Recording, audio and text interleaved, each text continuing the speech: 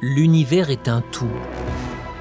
De ses plus infimes particules à ses galaxies les plus étendues et jusqu'à l'existence même de l'espace, du temps et de la vie. Mais comment tout a commencé?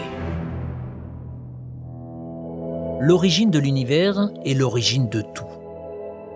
De nombreuses théories scientifiques, ainsi que de nombreuses légendes provenant des quatre coins de notre planète, ont tenté de rationaliser ces mystérieuses origines. Cependant, l'explication la plus répandue concerne celle de la théorie du Big Bang. La théorie du Big Bang avance que l'univers serait né sous la forme d'un point chaud et infiniment dense. Large de quelques millimètres à peine, ce point était similaire à un trou noir suralimenté. Il y a environ 13,7 milliards d'années, ce minuscule point explosa violemment. De cette explosion, le Big Bang, naquirent la matière, l'énergie, l'espace et le temps. Se déroulèrent ensuite deux étapes majeures de l'évolution de l'univers.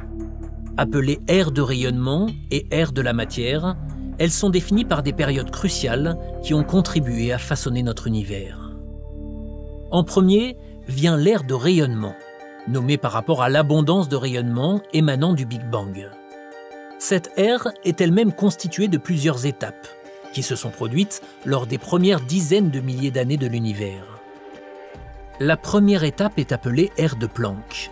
La matière n'était pas encore présente dans l'univers à cette période. Seule l'énergie et l'ancêtre des quatre forces de la nature, la superforce, existaient.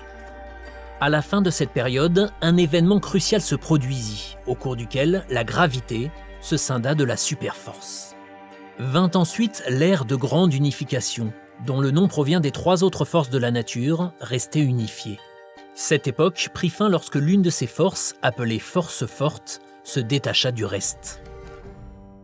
S'ensuivit l'ère de l'inflation cosmique, durant laquelle l'univers entra en rapide expansion. Presque instantanément, il grandit de la taille d'un atome à celle d'un pamplemousse. L'univers était alors brûlant et se mélangeait avec des électrons, des quarks et bien d'autres particules. Arriva ensuite l'ère électrofaible, au cours de laquelle les deux dernières forces, la force électromagnétique et l'interaction faible, se déchirèrent. Durant l'étape suivante, l'ère des quarks, tous les ingrédients composant l'univers étaient rassemblés.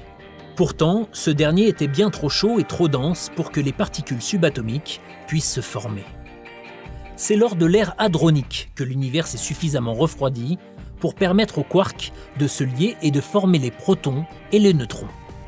Lors des ères leptoniques et nucléaires, les deux dernières étapes de l'ère de rayonnement, protons et neutrons subirent un changement important.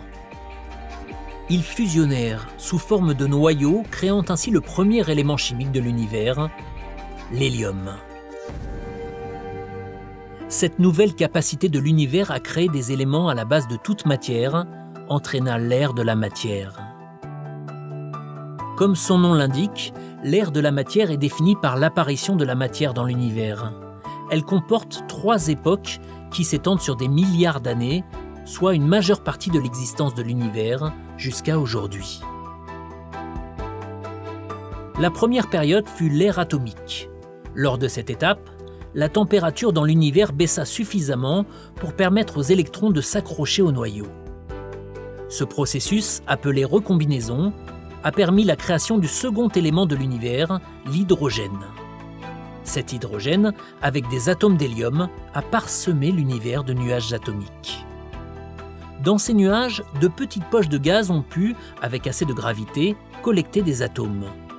Ces amas d'atomes, formés lors de l'époque galactique, devinrent la base de notre galaxie. Nichées au cœur de ces galaxies, les étoiles commencèrent à se former.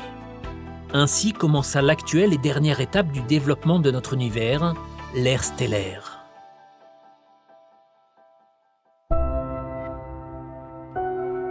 La formation des étoiles façonna l'univers tel que nous le connaissons.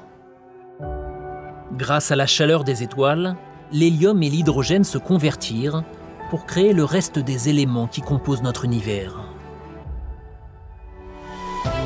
À leur tour, ces éléments constituèrent les planètes, les lunes, la vie et tout ce que nous connaissons aujourd'hui.